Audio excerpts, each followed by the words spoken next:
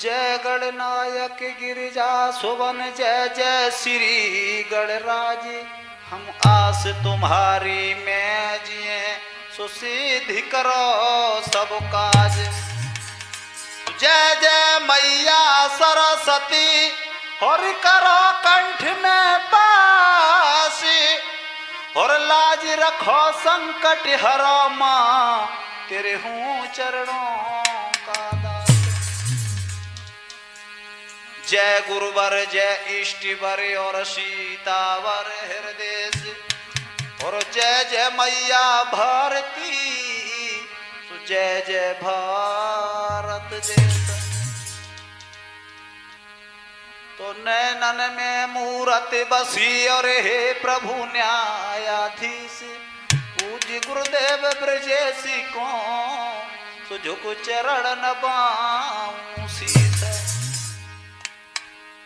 उपस्थित हमारे समस्त श्रोता बंधु, मैं राजीव कुमार शास्त्री जो ग्राम गोलालपुर एरवा कटरा का रहने वाला हूं, जिनका कॉन्टैक्ट नंबर 9456286342 गुलशन cassette recording centre Krishna Nagar Choupla Etawah की तरफ से आप लोगों के सामने गंगा का विवाह कहने जा रहा हूं। तो आ जाइए, सबसे पहले भगवान का स्मरण करते हैं, उसके बाद गंगा विवाह।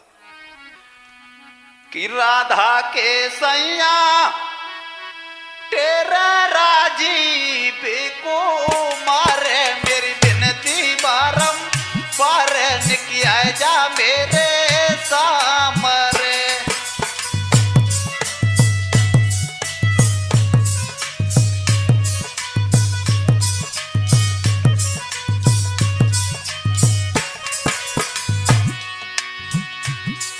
नवेंद्र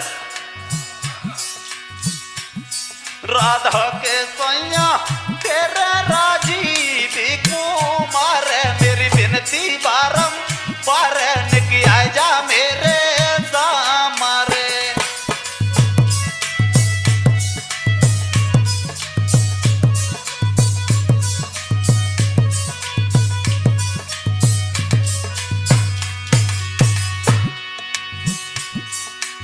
हे प्रभु, अरे यशोदा के छैया बंसी बजैया तेरे दास तुम्हारो।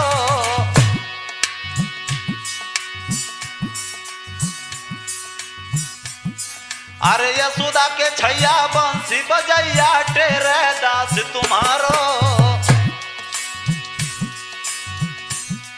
और आए बिराजो बाजा पे मेरे कोई नहीं नाथ सहारो रे कान्हा तेरे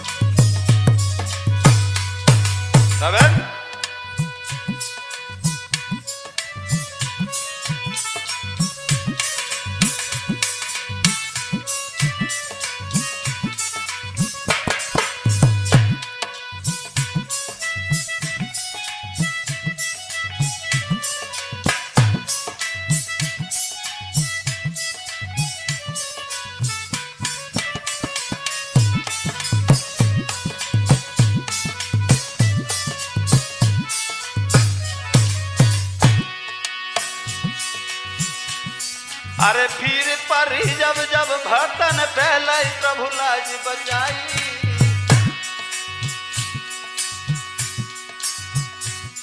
हाय फिर पर जब जब भक्तन पहले प्रभु लाज बचाई। और नाव पड़ी है भमरा बीच में रह राजीव बुलाई रे कान्हा तेरे राजीव कुमार मेरी विनती बारंबार किया जा मेरे सामरे।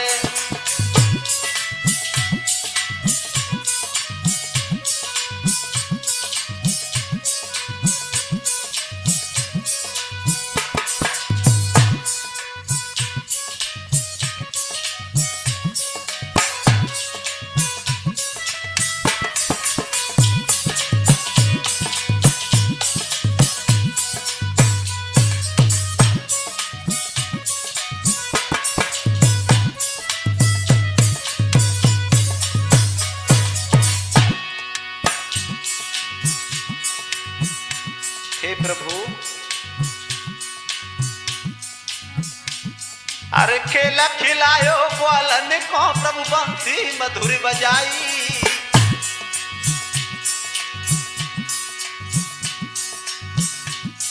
अरे खेला खिलायो ग्वालन को प्रभु बंसी मधुर बजाई।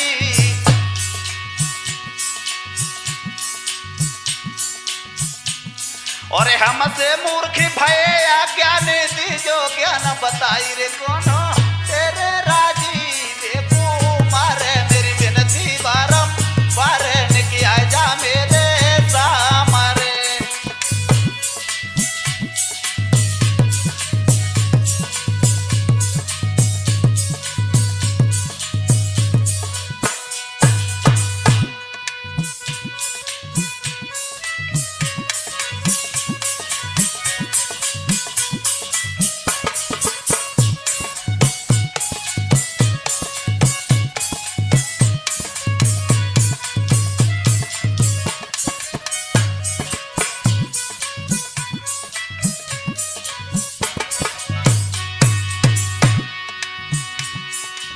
आगे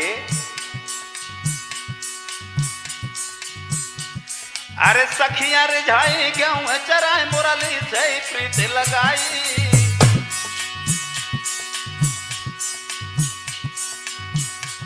अरे सखियां रिझाई प्रभु धैनो चराई मुरली से प्रीत लगाई।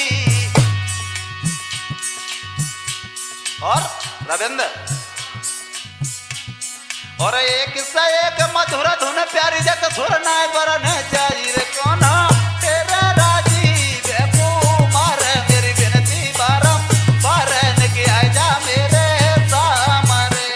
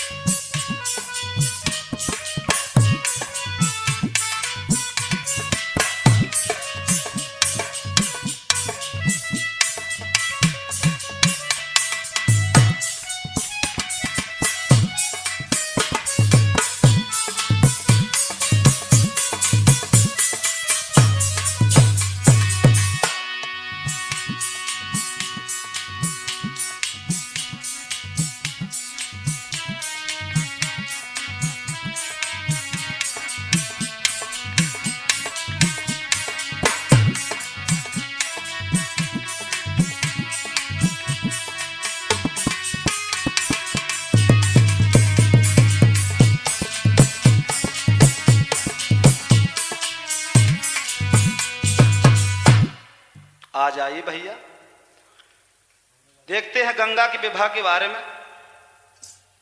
और भैया आपको ये भी बता दें गंगा जी ये कौन थी, गंगा की शादी कैसे हुई थी।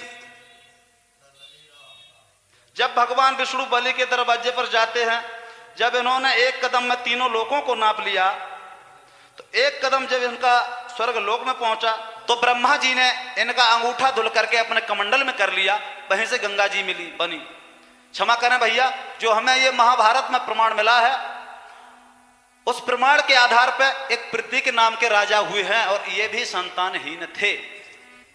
रविंद्र,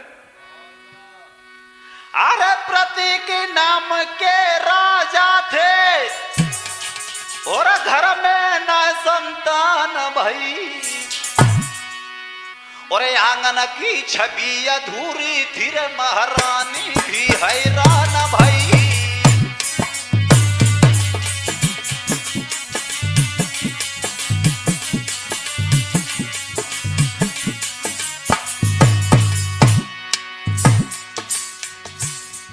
प्रतीक नाम के राजा हुए, ये प्रतीक नाम के राजा भय न घर में कोई संतान भई, आंगन की छवि अधूरी थी रे महारानी भी हैरान भई।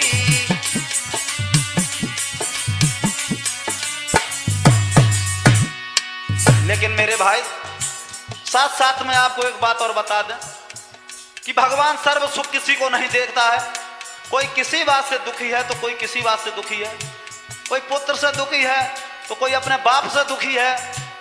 कैसी लीला है परमेश्वर की। कहीं बाप दुखी है बेटा से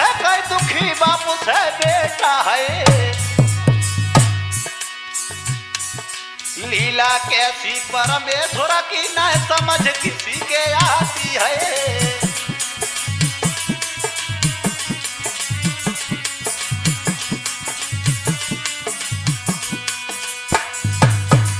कहने का मतलब सर्व सुख भगवान किसी को नहीं देता है। कोई किसी बात से दुखी है तो कोई किसी बात से दुखी है। प्रतीक नाम के जो राजा थे ये बहुत व्याकुल थे क्योंकि इनके घर में कोई संतान नहीं हुई। साथ साथ में आपको हम एक बात और बता देना चाहते हैं कि संसार में सर्व सुख भगवान ने किसी को नहीं दिया है। तो लिखा है किसी विद्वान ने, रविंद्र भैया, अरे आज के संसार में ना और कोई सुखी है, अरे आज के संसार में ना और कोई सुखी है, और किसी न किसी बात से हर कोई दुखी है।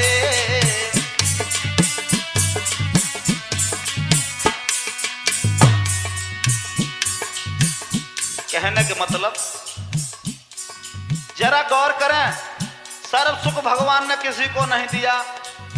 कोई लड़का से परेशान है तो कोई लड़का के लिए परेशान है। किसी के पास भोजन है तो भूख नहीं है और किसी के पास भूख है तो भोजन नहीं है। कैसी लीला है परमेश्वर की। अरे आज के संसार में ना कोई सुखी है, अरे किसी न किसी बात से हर कोई दुखी है।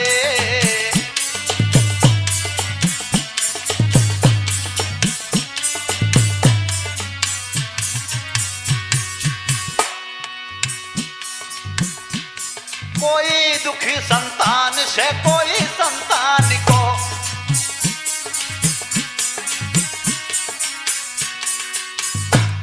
कोई दुखी अपमान से कोई सम्मान को,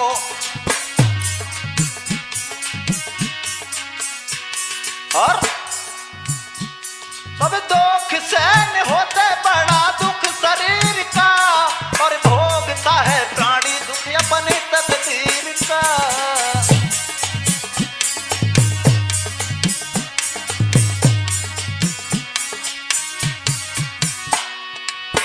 सब दुख सहन हो जाता है। सबसे बड़ा दुख होता है शरीर का, क्योंकि गोस्वामी तुलसीदास भी कहते हैं कि पहला सुख निरोगी काया। अगर शरीर में कोई परेशानी है, कोई तकलीफ है, इससे बड़ा संसार में कोई दुख नहीं होता है मेरे भाई। अरे अपनी अपनी किस्मत है जो प्रभु ने लिखी है, अरे किसी न किसी बात से हर कोई दुखी है।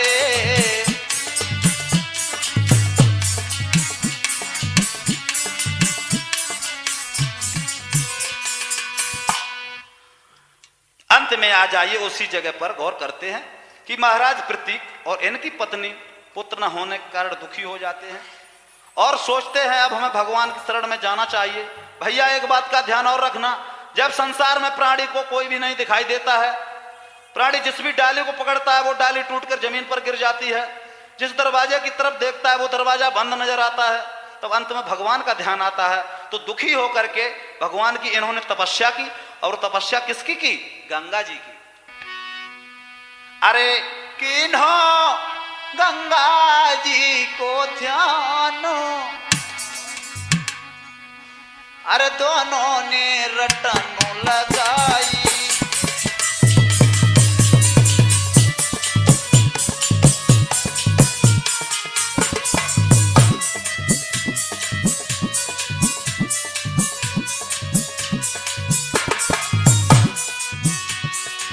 महाराज प्रतीक और इनकी अर्धांगिनी ने अंत में गंगा जी का ध्यान किया और क्या किया? अरे तीनी है तन की याद बिसरी। बहुत सुंदर बेटा धर्मेंद्र, गंगा जी ने अरे तीनी है तन की याद बिसरी,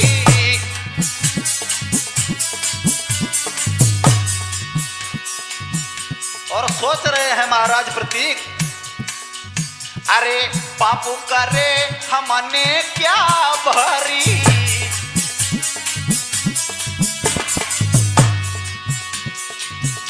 और किन से बिथा कहे अब सारी, मेरे कोई न भाई संतान रे दोनों ने रटन लगाई।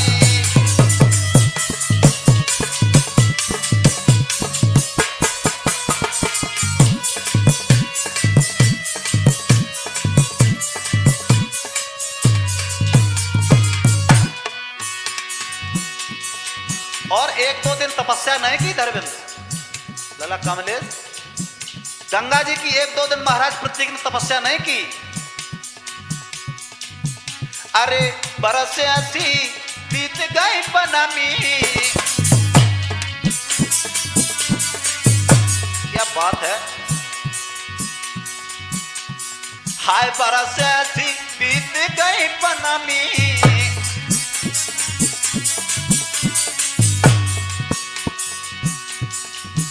और गंगा जी के सिर भी भजन में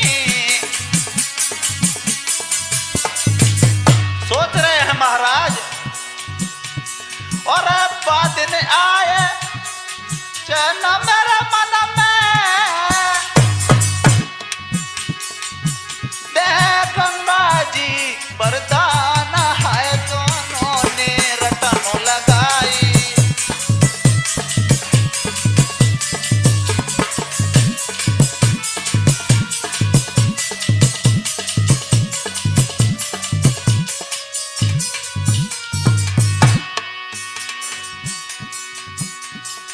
अंत में देखिए भक्ति के अंदर कितनी बड़ी ताकत हुआ करती है, कितनी बड़ी तासीर हुआ करती है।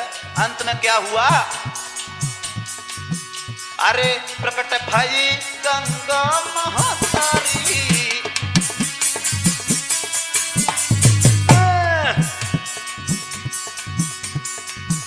और प्रकट भाई गंगा महातारी,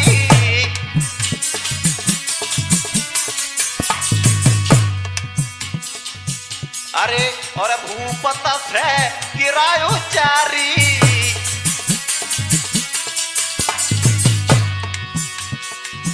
और मांग ले तू कछु ये सब उधारी, अरे किन्हें गंगा जी ने प्यान है दोनों ने रटन लगाई।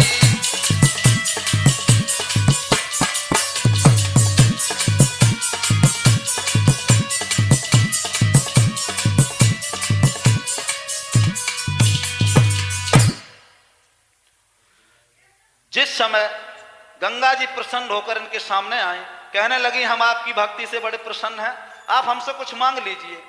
तो पति पत्नी गंगा जी के सामने हाथ जोड़कर अनुरोध करते हैं कि मैं केवल आपसे ये मांगने आया हूं कि मेरे घर में सिर्फ पुत्र हो जाए और आप हमारे पुत्र की पत्नी बने, बस और कुछ हमें नहीं चाहिए।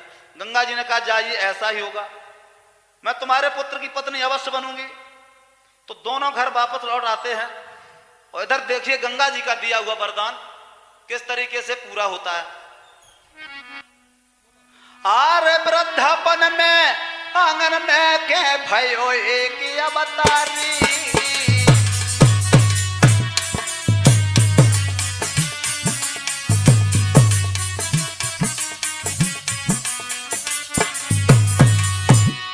और वृद्धापन में आंगन में के भयो एक अवतारी, और शांतनु रख दो नाम रे रवेंद्र, बको शांतनु रख दो नाम रे के मगन भयत नर नारी।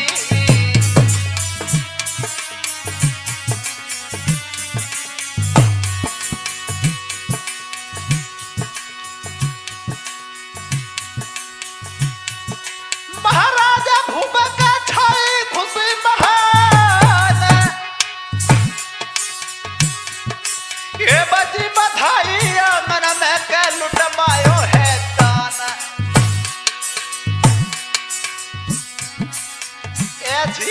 गंगा जी की मेहर कुमर कछु स्यानो हो आयो, ऐसी गंगा जी की दया लला कछु स्यानो हो आयो।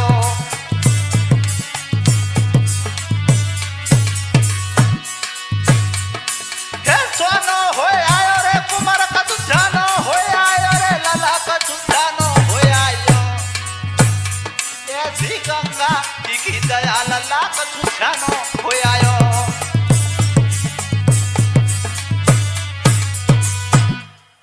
महाराज प्रतीक जो शांतनु के पुत्र थे, एक दिन इन्होंने नहाने के बाद शीशे में चेहरा देखा है, तो देखा है कि सर के कुछ बाल सफेद हो गए। तो उन बालों को निहार करके, बालों को क्या निहार करके, मानो उन बालों ने ही इशारा किया हो महाराज से कि बालों ने कहा इशारों में और बाल भाव न धरो राजन।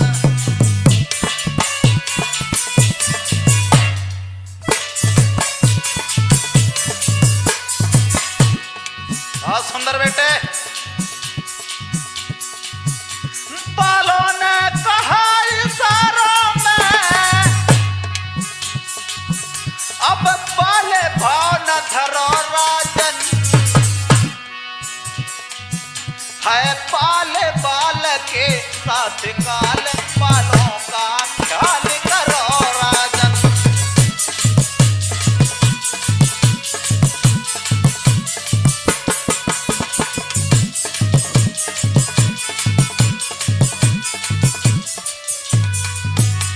फिर कहा भाव कछो चिंता भई उनके मन में, बेटा को पास बुलायो है, चौथे पन में तन के ऊपर समय बुढ़ापो आयो है।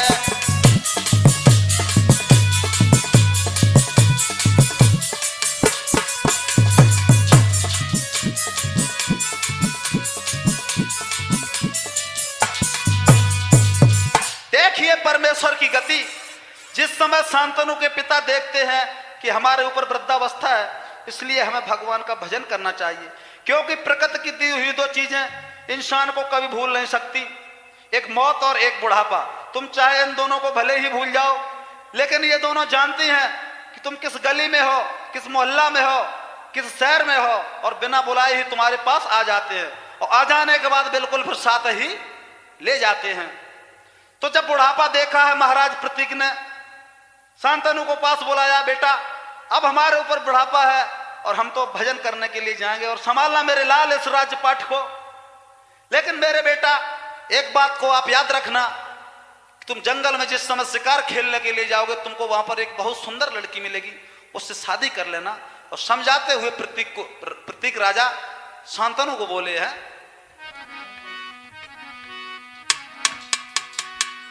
कि मेरे लाल बन के बीच में है, और सुंदर सी मिलेगी सुकुमारी, हरीबा बन है कि नार तुम्हारी है बेटा।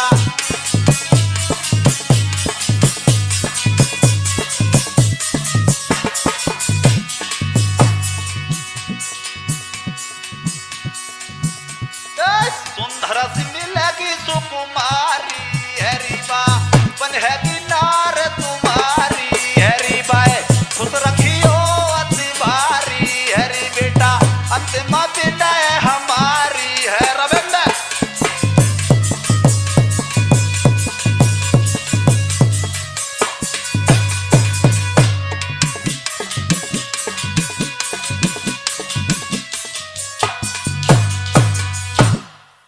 समझाया है अपने पुत्र को महाराज प्रतीक ने, मेरे लाल जंगल के बीच तुम्हें एक बहुत सुंदर लड़की मिलेगी, तुम उससे शादी कर लेना, लेकिन उसे बड़े प्यार से रखना मेरे लाल, कहीं कोई ऐसी बात मत कर देना जिससे वो लड़की नाराज हो जाए, रुष्ट हो जाए।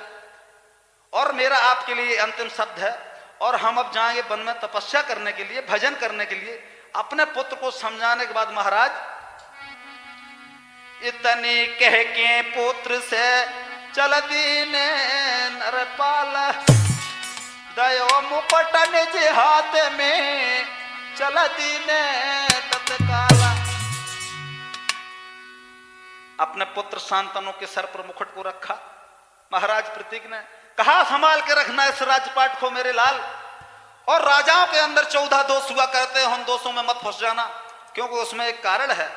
बोले समझाते हुए कि राजा ये सोचा करते हैं और दुनिया में ऊंचा नाम नहीं।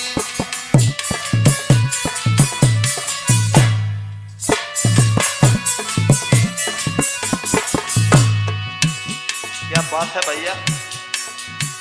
अरे राजा ये सोचा करते हैं दुनिया में ऊंचा नाम नहीं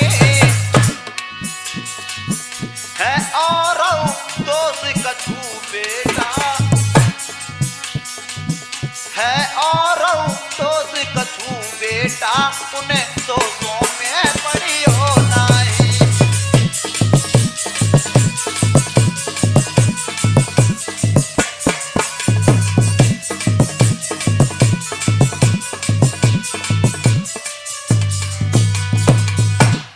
शांतनु को समझाते हैं और कहा बेटा सिंहासन को संभालो, हम तो जा रहे हैं।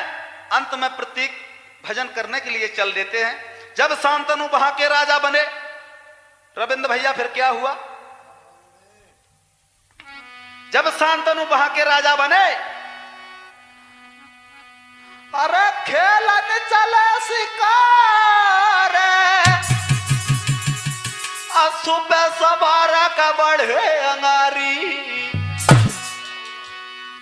देखी बगिया के बीच रे है सुंदर राजा दुलारी। आहा रविंद्र आंखें फटी की फटी रह गई। सोच रहे हैं कि चल लड़की क्यों वह तो नहीं है जो पिताजी कह रहे थे कि जंगल में शिकार खेलन जाए, उन लड़की मिले। अब एकाएक महाराज के दिल में विचार आ रहे हैं, ये खेलन चले शिकार या सुबह बारक बढ़े अंगारी, बढ़े अंगारी, देखी प्रच्छन के बीच रे है सुंदर राजा दुलारी।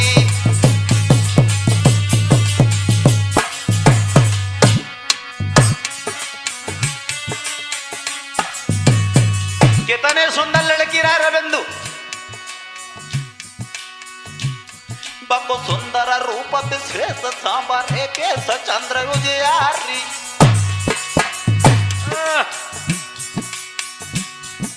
हाय देखी के भूपत रह गए आंखें फारी।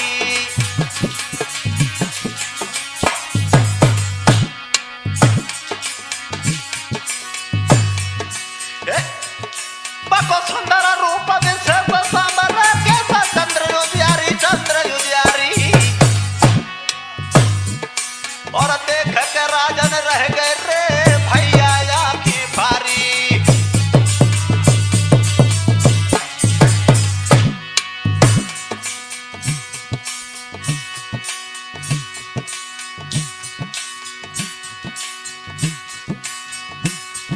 बको सुंदर रूप विशेष, बको सुंदर रूप विशेष सांबर केश चंद्र उजियारी। हाय देख के राजा रह गए कि लारी डारी, हाय देख के भूपत रह गए आंखें फारी।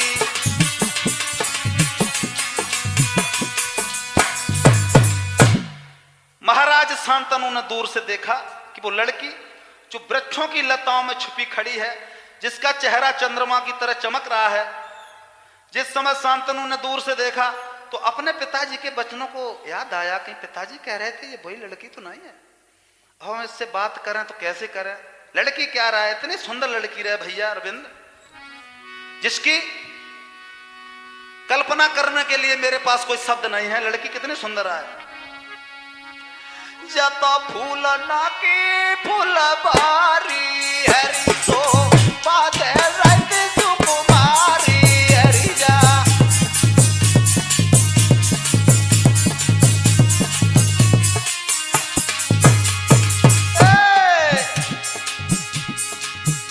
जब तो फूल ना किया फूल बारी धीरे सो बादे रहते तो कुमारी हरे रा जाने जब ही तिहारी हरे दई तनकिया जब सारी है।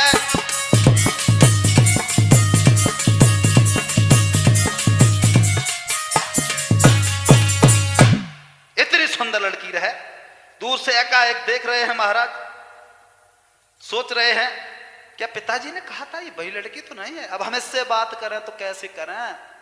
अब महाराज की आंखें फटी की फटी रह गई। अब सोच रहे हैं हम अपनी तरफ से बोलें तो कैसे बोले, कहीं हमने अपनी तरफ से बोला पता नहीं जब का कान लगे, कहीं कोई अब शब्द बोलने लगे। तब तक गंगा जी समझ जाती हैं और बुलाया पास में, इधर आओ, मैंने क्या कहा, आप इधर आइए।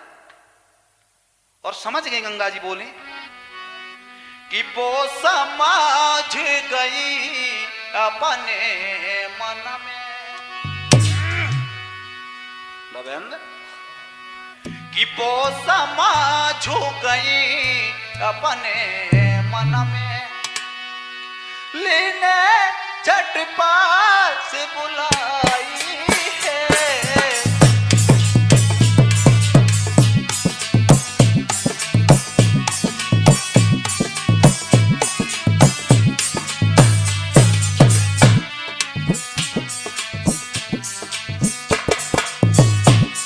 गंगा जी समझ गए, वो समझ गई अपने मन में, वो समझ गई अपने मन में, झट लीने पास बुलाई है। क्या चिंता दिल में लगी भाई,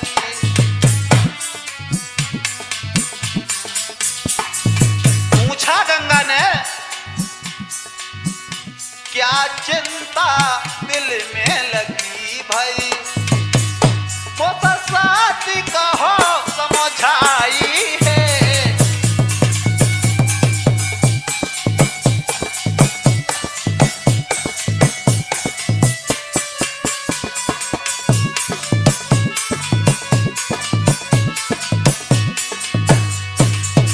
जब गंगा ने पूछा महाराज की क्या दशा बनी, रविंद्र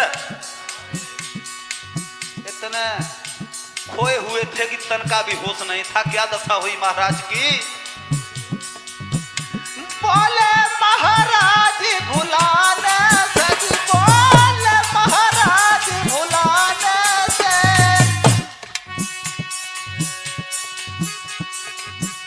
रविंद्र बोले महाराज भुलाने से, बोले महाराज भुलाने से, क्या बात कहे अपने मन की। और बोले तुम शादी मेरे संगी करो। हे बेटिया देखो ना हम कितने सुंदर लग रहे हैं, तुम शादी मेरे संग करो, सौभागी जे उस आंगन की।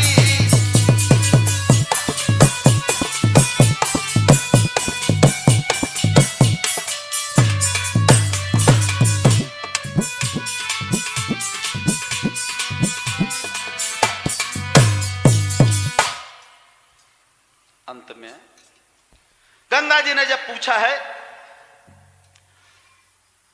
तो महाराज शांतनु कहने लगे, हे देवी माफ करना, तुम्हें देख करके हम सब कुछ भूल गए, हम तुमसे प्यार की भीख मांगते हैं कि तुम मुझसे सिर्फ गंधर्व विवाह कर लो। मेरे भाई गुरुजी ने बताया गंधर्व विवाह कहते हैं लव मैरिज, जो प्यार में शादी होती है उसको लव मैरिज कहते हैं। मैं तुम्हारे बिना जी नहीं सकते, माफ करना देवी। और बोले हैं महाराज कि तुम मेरे संग में मेरे घर में, कि मेरे संग में मेरे घर में तुम रहो ये सीख हमारी है।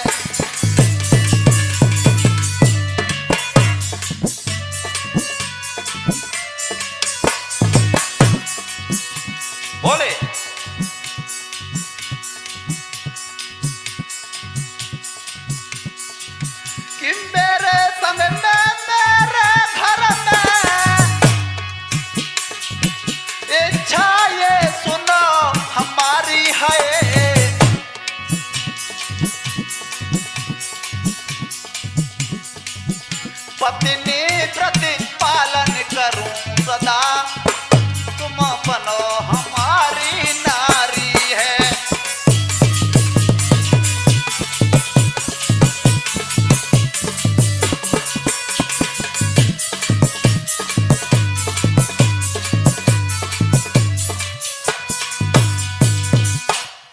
मेरे भाई,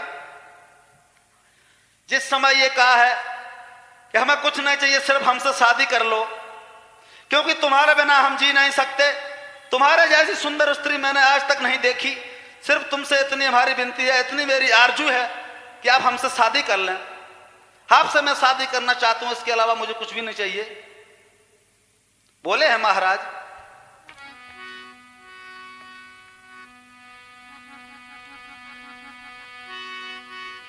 कि तुम रहो हमारे संग साथी, मैं रहूं तेरे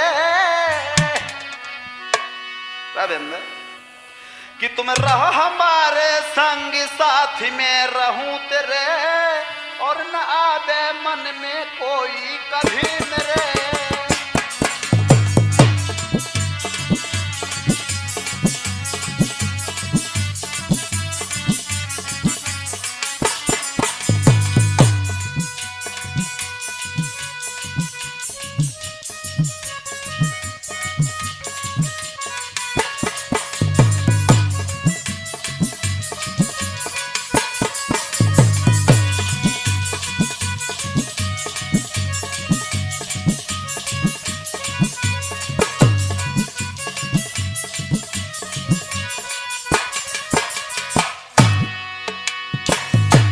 और बोले, तुम बनो हमारी नारी, तो इतनी भिक्षा डारी।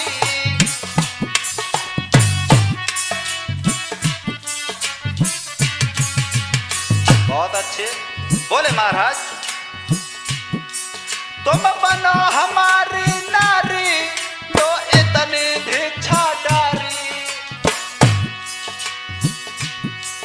सब कुछ मैंने है पाया, तुम बनो मेरी घर बारी, पास में खड़ा तेरे, और न आवे कोई मन में कभी मेरे।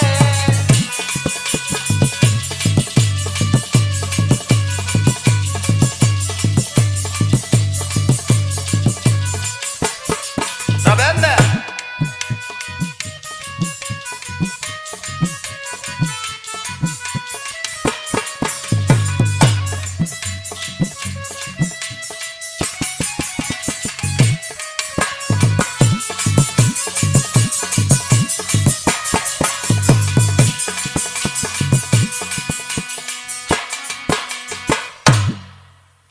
मेरे भाई, जिस समय ये कहा है कि तुम हमसे शादी कर लो, आपकी जो इच्छा होगी उसे हम पूरा करेंगे। गंगा ने कहा, सुनो, शादी तो हम करने के लिए तैयार हैं, लेकिन ऐसे शादी नहीं करेंगे। फिर कैसे करेंगे? बोली, मेरी एक शर्त है। कौन सी शर्त है? तो गंगा जी बोली, अरे हम शादी को तैयार है, शर्त एक अलग हमारी है।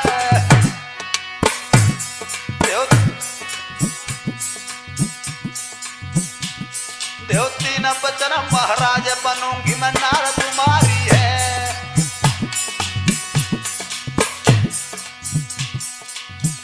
करूंगी जो भी मैं घर में, और या जो कर बुरो चाहे कहोगे न कछुआ मन में। बोली गंगा, हम घर में कछू करें, हमसे बोले हो ना, चाहे काऊ को मारें, चाहे जिंदा करें, चाहे किसी का अपमान करें, चाहे सम्मान करें, आप हमसे नहीं बोलोगे महाराज। और बोली गंगा, हम शादी को तैयार, शर्त एक अलग हमारी है। देवती न बचन महाराज बनूंगी मैं, नार तुम्हारी है। करूंगी जो भी मैं घर में। रविंद्र बोली, करूंगी जो भी मैं घर में, और या छोकर बुरो चाहे कहोगे न कछुआ मन में।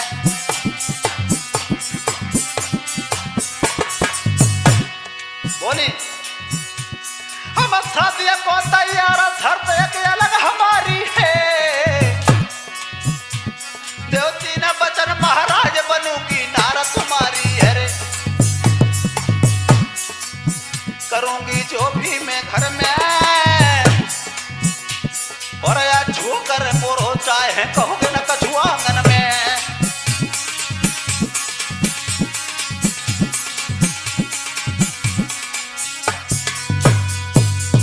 जवाब दिया, हम चाहे अच्छा करें चाहे बुरा करें, लेकिन आप बीच में बोलेंगे नहीं, और अगर आपने बीच में बोल दिया उसी समय हम सदा सदा के लिए आपको छोड़ के चली जाऊंगी। महाराज प्यार में इतने अंधे थे कि सब कुछ भूल गए। जवाब दिया, ठीक है, तुम जो कहोगे हमें तुम्हारी बात मंजूर है। त्रिवाचा भर गए, कहा है केवल हमसे शादी कर लो बस, और कुछ नहीं चाहिए। देखो ना हम कितने सुंदर लग रहे। और बोले हैं महाराज, अरे तुम बिना नहीं जी पाऊंगी रे, और घर में न खाना खाऊं वो बिटिया।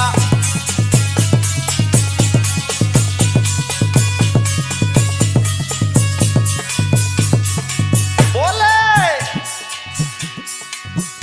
अरे तुम बिना नहीं जी पाऊं गोरी, और घर में न खाना खाऊं गोरी, मैं पत्नी व्रता को निभाऊं गोरी, और संग तुम्हें ले जाऊं गो बिटिया।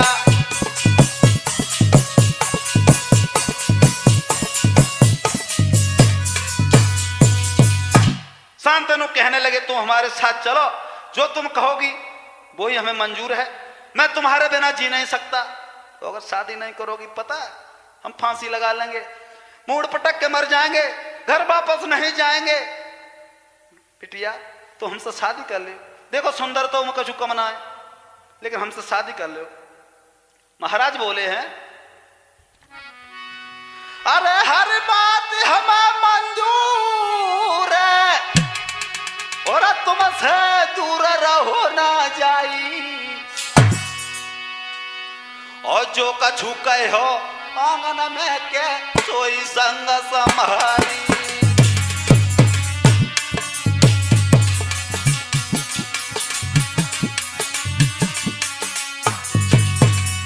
बोले महाराज, बिटिया सब हमसे शादी कर ले, तुम जो कछु कहो हमें तुम्हारी हर बात मंजूर है, मंजूर है, मंजूर है। त्रिवाचा भर गए। बोले तुम चलो हमारे संग, करो मत संग कहीं समझाई, कहीं समझाई।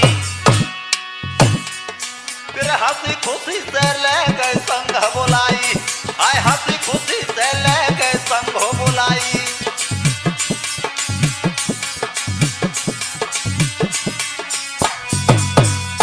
देखिए परमेश्वर की गति, जो ब्रह्मा जी का दिया हुआ श्राप था शांतनु को, वो गंगा जी को अपने साथ ले आए और रहने लगे। धीरे धीरे समय गुजरता चला गया, और एक दिन नहीं वर्षें बीत गईं। महाराज गंगा के प्यार में इतने अंधे हो गए। भैया माफ करना, यहां पर थोड़ी हम पौराणिक बात करने जा रहे हैं कि गंगा जी जब शादी करने आई थी तो क्यों आई थी। वशिष्ठ ने जो उन 8 वसुओं को श्राप दिया था कि हे वसु तुमको भूतल पर प्रकट होना पड़ेगा, तो उन 8 वसुओं ने गंगा जी से प्रार्थना की, गंगा जी से विनती की। तो गंगा जी ने कहा, हे वसु तुम परेशान न हो, जैसे जैसे जन्म लेते लेते हम तुमको पानी में डुबो के मार देंगे, श्राप से तुम्हारा उद्धार हो जाएगा। इसलिए गंगा जी आई थी। अब शांतनु के साथ गंगा जी पत्नी के रूप में महलों में रहने लगी। एक दिन नहीं वर्षें बीत गई। क्या हुआ रविंद्र भैया, अरे कर गंगा से प्रेम रे, अरे कर गंगा से प्यारा रे, आंगन में समय बितायो।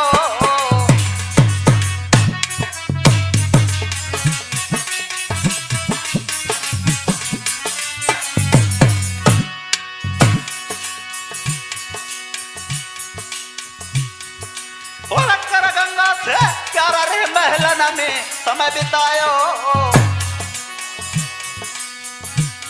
अब गंगा जी ने महला में तरबंद, अब गंगा जी ने महला में के बेटा एक जी आयो।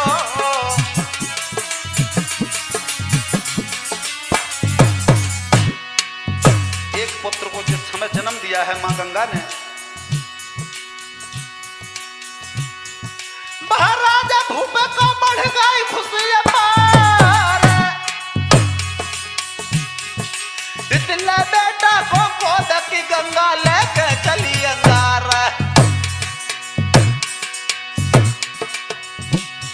अब तो पीछे पीछे चले महाराज को सुनो या गारी है।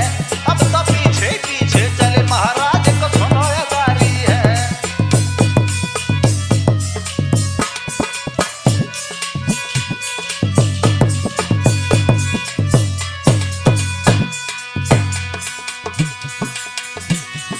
अरे चले अंगारी है कि चले अंगारी है। अब तो पीछे पीछे चले महाराज का सुनो या गारी है। देखिए परमेश्वर की गति। गंगा जिस समय शांतनु के पास रहने लगी, फिर गंगा जी के गर्भ से एक पुत्र का जन्म हुआ। महाराज बड़े खुश हैं, औरतें नाच रही हैं, लेकिन उन औरतों को छोड़ करके गंगा जी ने क्या किया, उस पुत्र को गोद उठाया और चल दी। महाराज पीछे पीछे चले कि देखें ये कहां जाएंगी। धीरे धीरे गंगा आगे है, शांतनु पीछे। बोलने के लायक नहीं है क्योंकि बचनों से घिरे हुए थे। गंगा ने क्या किया, जहां गंगा की धार बह रही थी वहां पहुंच गई। और क्या किया गंगा ने, जनती नोरी कुमार बहाई हरे अबा भूपू गए देखा बुराई हरे जन।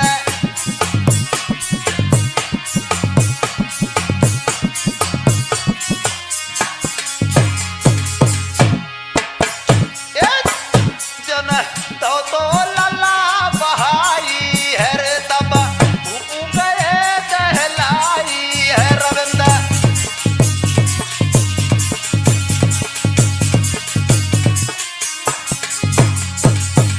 कैसी थी माँ, कैसी थी माँ की ममता। जो माँ थी वो नागिन बन गई मेरे भाई।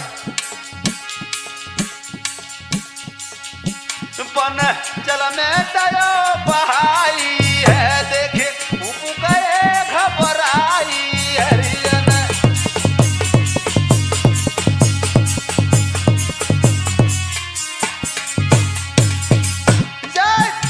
दया नहीं आई है जा, कैसी बेटना की माई है।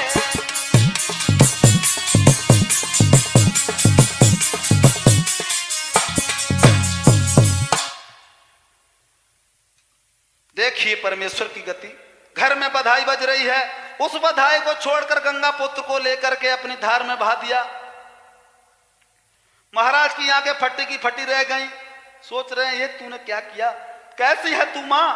अरे माँ अपने बच्चों के लिए लाखों कामनाएं किया करती है, माँ अपने बच्चे के लिए जान तक दे दिया करती है, लेकिन गंगा तू कैसी है माँ जो अपने पुत्र को अपने हाथ से मार दिया करती है। गंगा हम तुम्हारे वचनों से घिरे हुए हैं, हम बोला तो तुमसे कैसे बोले। अगर हम गंगा से बोलते हैं तो हमारी पत्नी है, मुझे छोड़ के सदा सदा के लिए चली जाएगी। ये सोच के महाराज शांत हैं, बोले नहीं।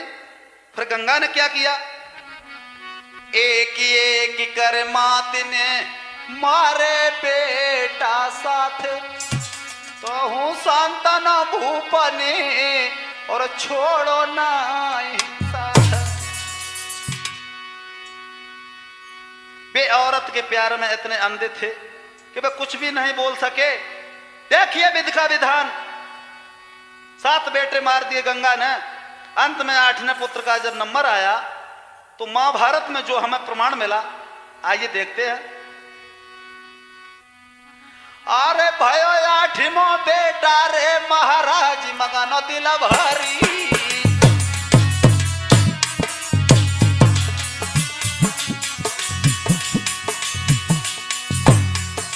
बेटा कमलेश, ये भयो 8वां बेटा रे महाराज मगन दिल भरी।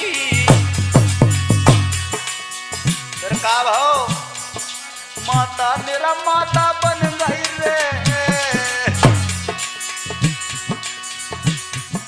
माता मेरा माता बन गई रे के उदलय और अवतारी।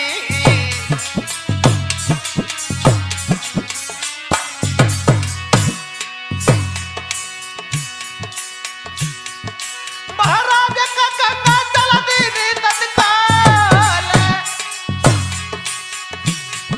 और देख के दशा के भूप शांतनु हुए बैठे बेहाल।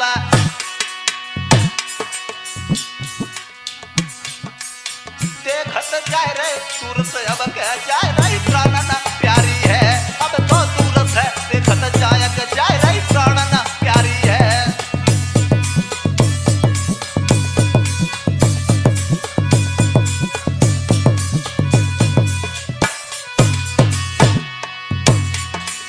प्राणन प्यारी है जाए रे प्राणन प्यारी है अब तो दूर से देखत जात के जाए रे प्राणन प्यारी है।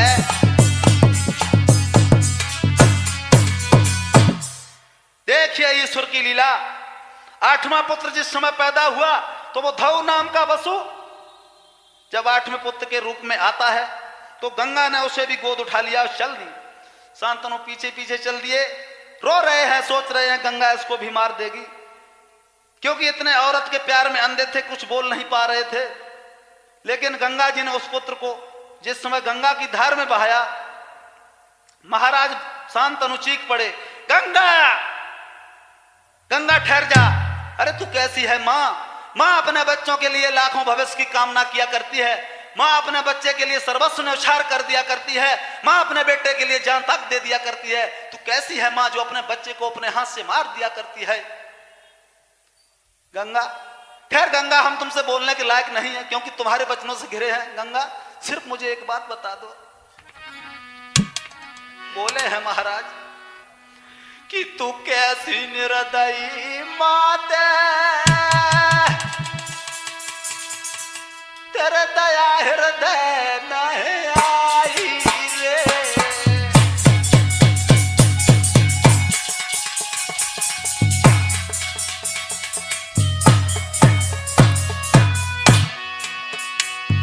सुंदर और कैसी निर्दयी मात दया तेरे तन के न दिल में आई रे। अरे जिनको तीनों जन्म गंगा गई उन्हीं को खाई रे।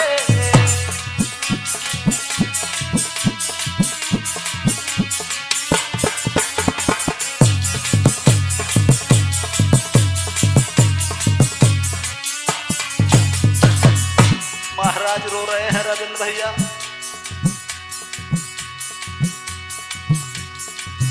ये आठ पुत्र घर में मेरा जन्म में एक ऊपर न दिखाई रे।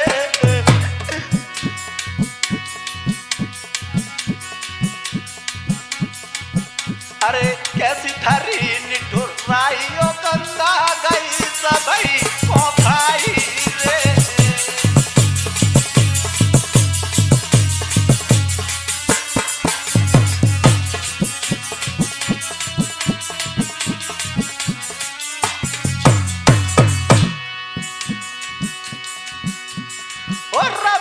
भैया भज के जाइयो तुम कछुतियो समझ आई रे।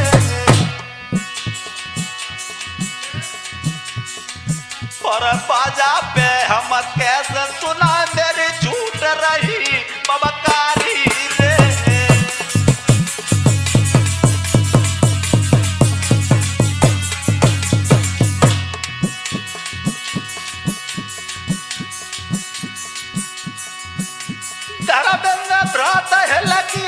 भर गई कछु समझ न आई रे। कमले सा बेटा भज के जाइयो तुम कछु दियो समझ आई रे।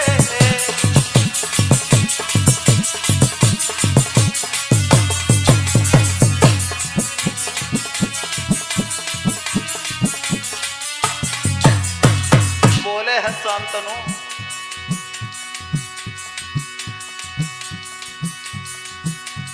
गंगा बोलो।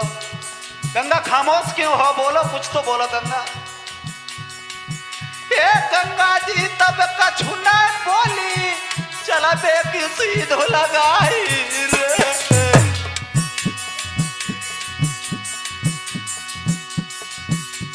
भैया ए गंगा जी तब कछु न बोली चला बेकी सीध लगाई रे।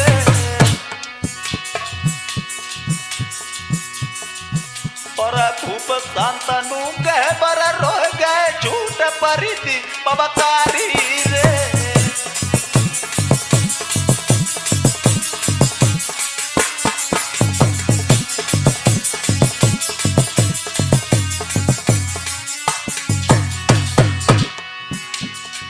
साथ साथ में ये भी बता देना चाहेंगे, ये 501 रुपए का पुरस्कार हमारे देवेंद्र यादव जी जो हमारे ग्राम गोलालपुर के रहने वाले हैं हमको दे रहे हैं। अरे धूप शांतनु कछु नाय बोले और मन ही मन बे रोए रे।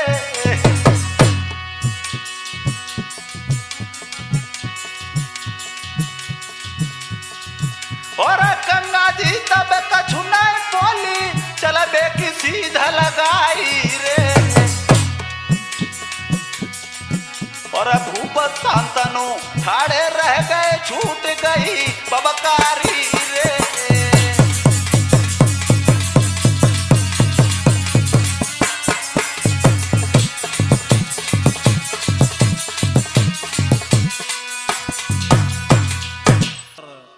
साथ साथ में हम आपको ये भी बता दें कि जो लोग हमारे साथ म्यूजिक पर संगति कर रहे हैं उनका भी परिचय करा दें आपको। अरे रविंद्र भ्रात कुनैया बालो ढोलक मधुर बजाई।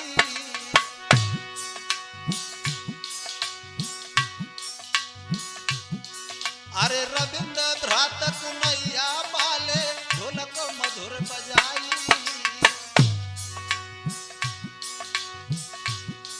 धर्मेंद्र यादव एरबा कटरा के चिमटा पे लहराई।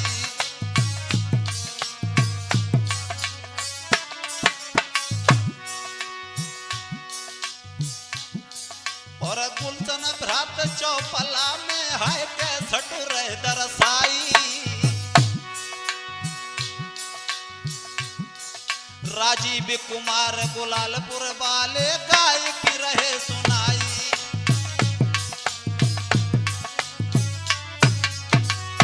भैया मैं राजीव कुमार जो ग्राम गोलालपुर एरबा कटरा का रहने वाला हूं, जिनका कॉन्टैक्ट नंबर है 9456286342। अरे गाय की रहे सुनाई मेरे भ्राता गाय की रहे सुनाई। राजीव कुमार गुलालपुर वाले गाय की रहे सुनाई।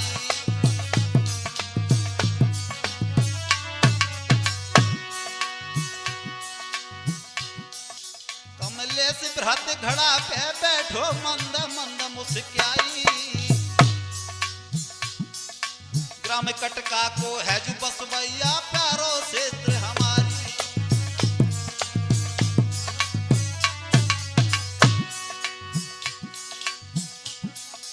अरे सीता बिटिया बहन हमारी रही मेरो साहस बढ़ाई। ग्राम गोलालपुर से मेरी बहना भ्रात के संग आई।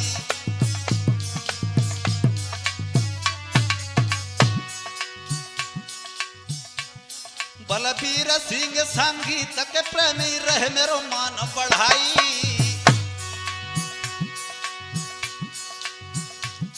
बलबीर सिंह संगीत के प्रेमी रहे मेरो मान बढ़ाई।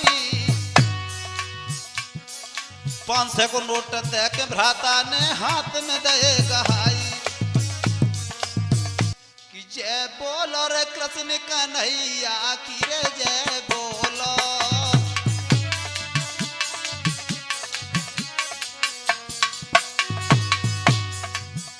जय बोलो रे यशोदा के छैया की रे जय बोलो।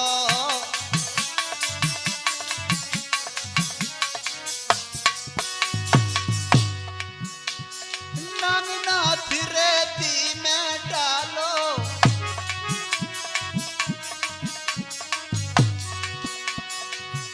अरे रमण का दीप को नांग पठायो। जय बोलो बनांग